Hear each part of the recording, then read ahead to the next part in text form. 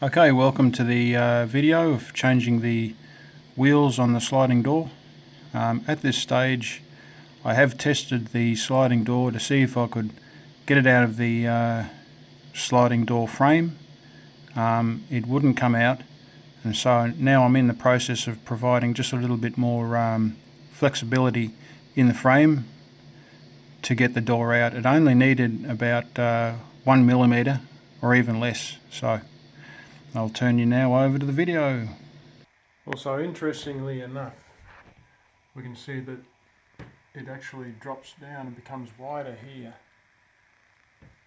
than it is here, and it's the same on that side. This is the piece of glass. This isn't the door, that stays fast, but you can see that it's wider there than it is there, and I've got no explanation for that. I don't know. It seems level, but anyway. Okay, there is another video on this, done about 7 years ago or so. What I have to do is adjust the rollers so that the door sits as far down on the ground as possible. So at the moment it's raised up. You do that by turning a screw. Get a screwdriver in through that hole there and turn it. I've got to drop it down. I've got to remove this quad here. I've got to create a gap up the top, so I'll have to remove a piece of sheet on this side, and then I'll get a car jack and jack the top up, and then I can get the roller door out. So on the other side,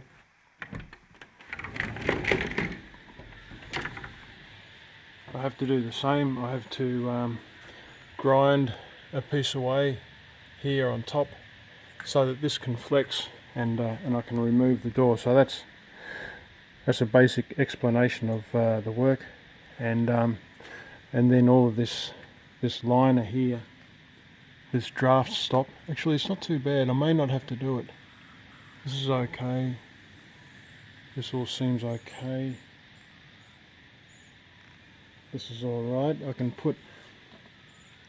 They obviously didn't put a piece in here, but I'll have to put that in. But that's a real time saver for me. This all being in good condition. So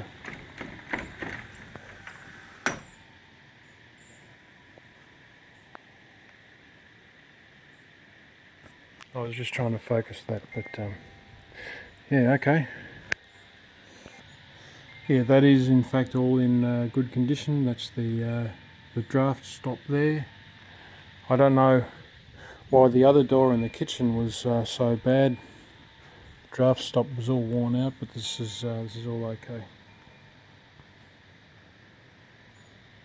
Okay, that just won't focus, so okay, I'll get on with it. So it's coming up to Christmas time 2020. So I'll have to remove the Christmas tree, clock, and the curtain there.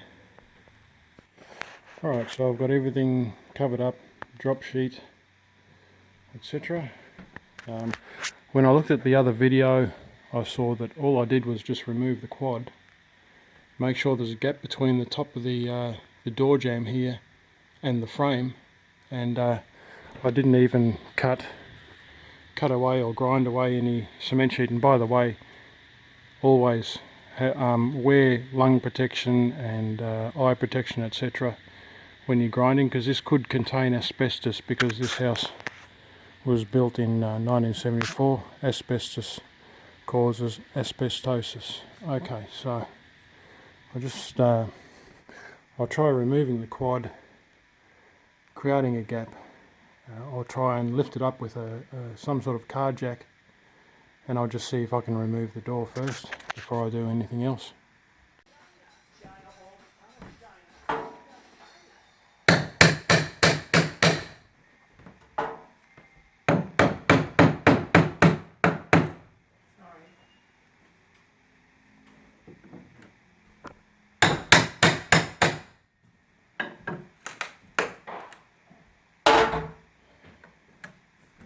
it's just not going to be pretty whatever I do, unfortunately. Yeah. Okay. I'm starting to think that probably just this type of thing is better, because when you use this, you know, you can open it up with a screwdriver, then put this in, but however the back of this leaves an impression. As you can see there, I've got to I'll have to bog that up with builder's bog, but it's just generally the hammer and just working along like that, and that'll be the method.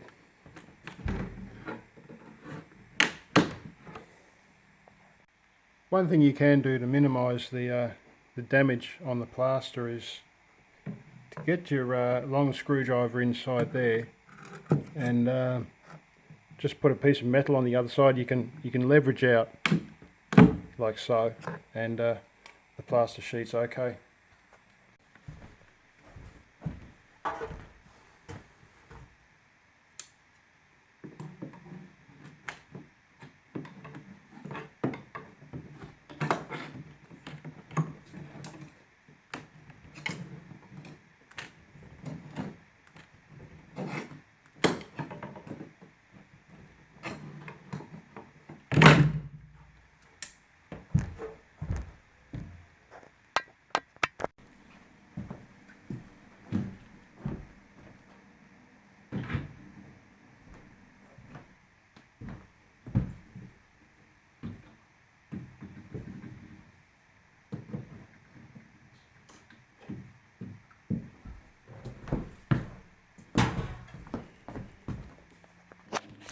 Before I started removing the quad there, I cut with a Stanley knife. A Stanley knife is a knife like that, and I just cut around the edge. The reason for that is to break the paint, the bond of the paint between the wall and the quad. Otherwise, you can sometimes rip into the sheet a bit. But anyway, that's the quad removed. That's the best technique in this instance I could find. There's usually different techniques for different times. It's just about finding the right tools, using what you've got at your disposal, and narrowing it down to the tools you need. The next job is to remove the nails, and that's one of the best tools I've got. So they're horseshoe cutters, horseshoe trimmers.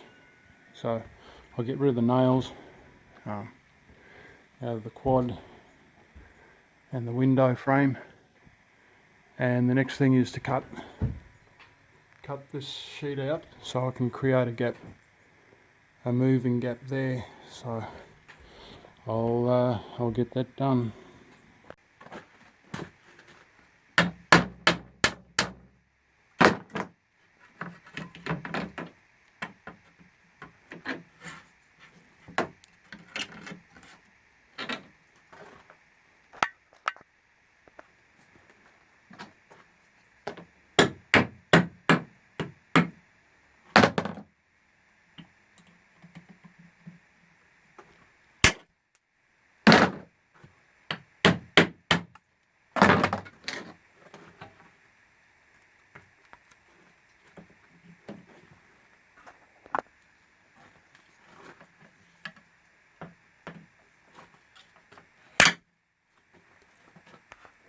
Okay, it's nearly 3 PM, and I'd like to be able to get the door off, get the rollers on and put it back in. Otherwise I've got to set up a big board for you know, to keep the weather out. Okay, so it's trimmed along the top.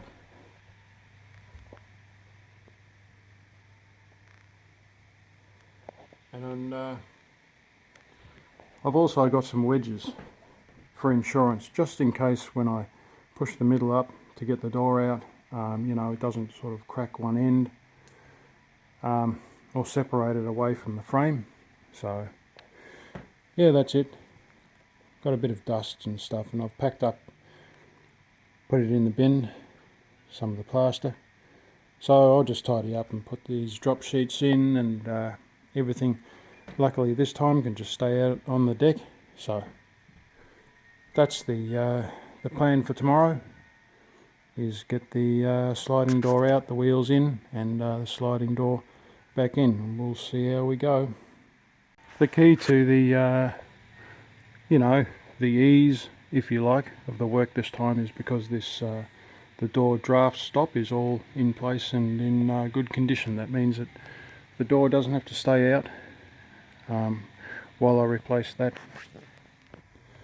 For reference, this is the kitchen sliding door. I did do this in a previous video when YouTube was in its infancy, and this seemed to go okay, and that video is this video here, and that's how you'd find it. You'd put in how to renew an old sliding door, 1966 Human Channel, and that was 6 years ago.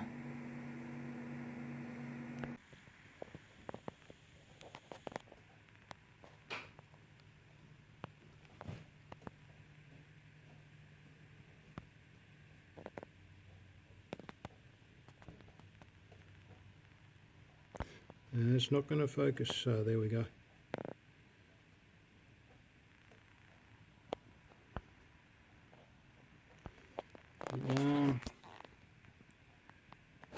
Anyway, that's it there.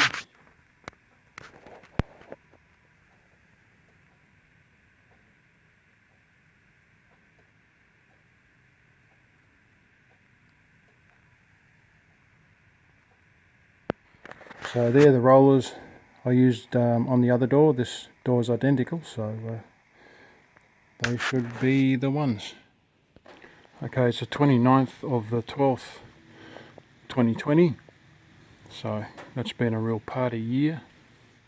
So now I have to let down the window as far down as possible, so it'll clear the top here and I can get it out. I just need a car jack to push this up, and I think I've got about 10 millimeters clearance there, so I'll do that now.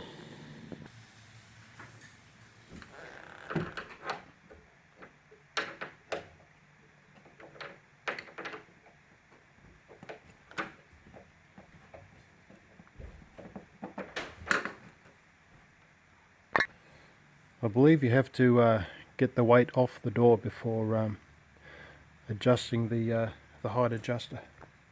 Okay, it's anti-clockwise, and the weight does have to come up off the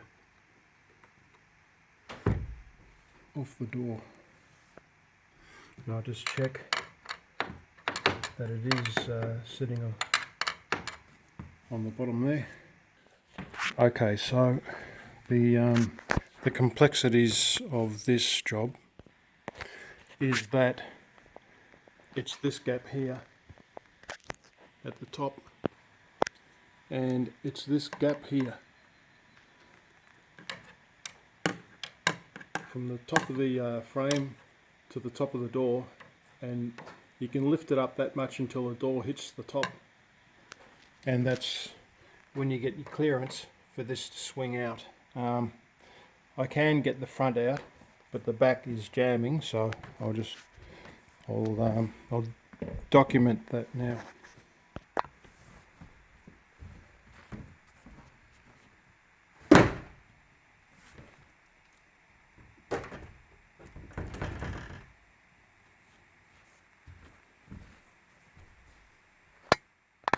So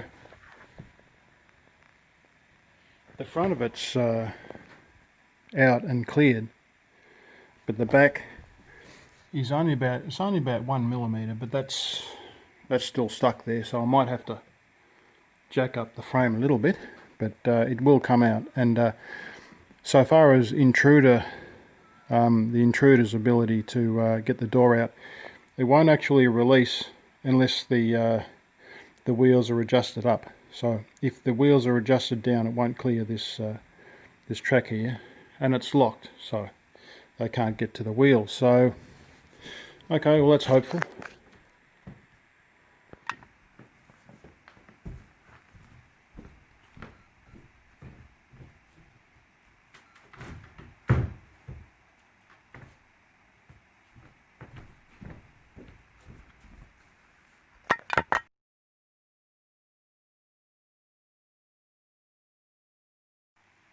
Okay, I've slid the door as far to the left as I can get it, and maybe the back will clear now.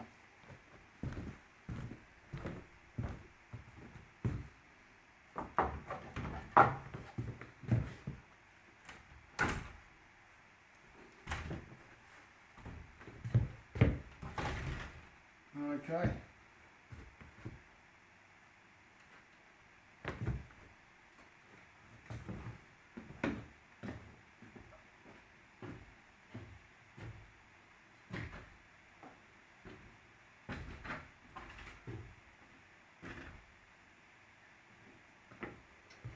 Well, it's easier than the kitchen one. The funny thing is, that probably won't show up, it's very dark in there, but I can't get to the screw head that I got to before to adjust the wheel up and down. So you just can't make this stuff up. It's the same on the other side here. That's the screw head. That's it just there. And just for some reason, in fact I don't think I can even, I'm trying to see if I can bring this back. Okay, well that's just fallen up in there, but you can see with pliers, you probably see there that I can move the adjuster up and down there, so that's actually fallen up.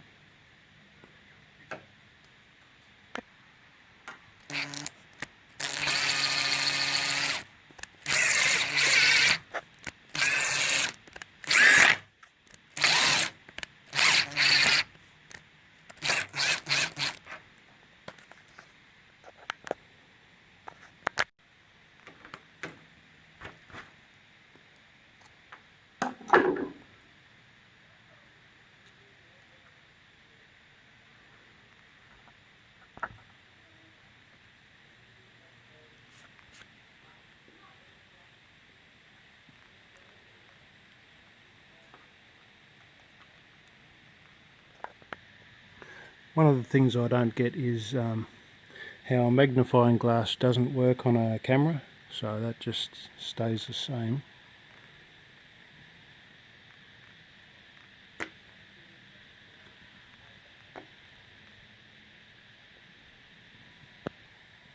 But anyway, that reads patent applied for Kegler, K-E-G-L-E-R, Bearings Australia.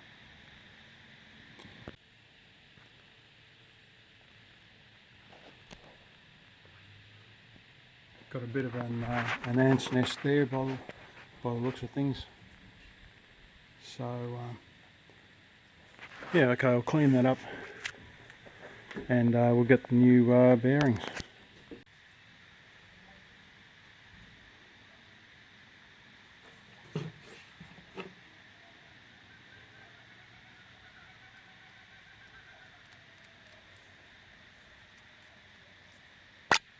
I'll put a little bit of oil on that. I can't recommend that anybody else does that, because the chance is that it collects dust and dirt, and it eventually ruins the ball bearing race. But I don't think so, because there's no way that anything can really get in there. If you have a look at the design, there's no ball bearings exposed. So I've also cleaned that up, and I've cleaned the oil off the outside. Okay, I know from the other door I couldn't use this this holder here, retainer, so I have to get this old one off, clean it up and put it on the new one. Okay, time for these to go back in.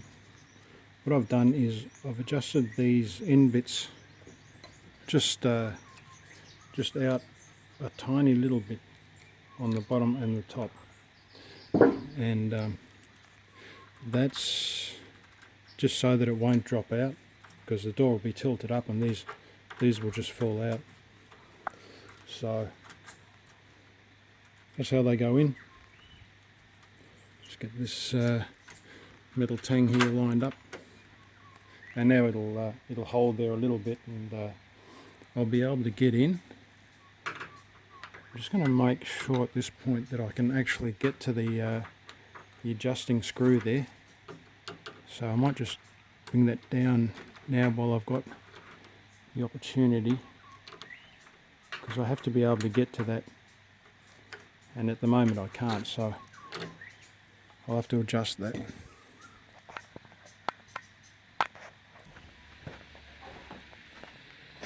Okay, well this is it. Okay, I've adjusted so that the wheel is as far up as I can get it. It is clockwise to bring the wheel down, so hopefully they'll stay there. I have cleaned up the track, just got rid of any debris that's collected over the last, I'm assuming since 1974. Probably the first time the door's been out since whenever it was built or finished, say 74, 75. So okay, well here goes. I've got a crowbar and a small screwdriver there, and if I do have any difficulty, it'll probably be with the back of the door, and I'll use them as leverage. So here goes.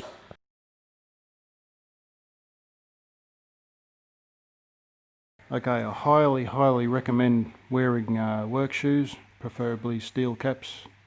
You do not want to get your toes underneath this door. There's a lot of weight on it, and quite frankly, I don't know how those wheel bearings stand up to the weight over the years. At the moment, the newest coronavirus COVID-19 outbreak is directly over that hill there. So we're on centre stage right here. So anyway, here goes.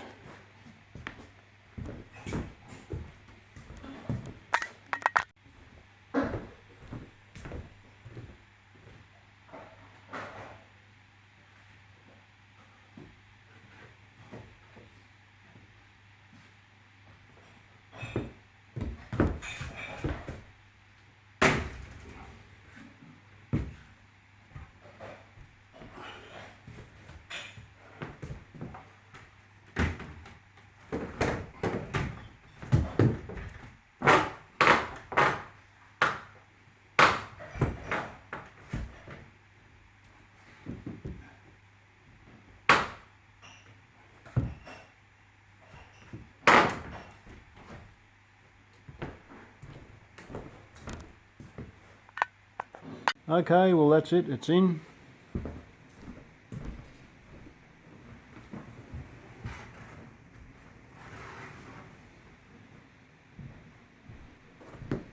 Beautiful. Okay, so that's job done. Now I've just got to sand up around the edges here, put the quad back on. Then I've got to patch up any damage on the wall and the quad and the frame, for instance this area here.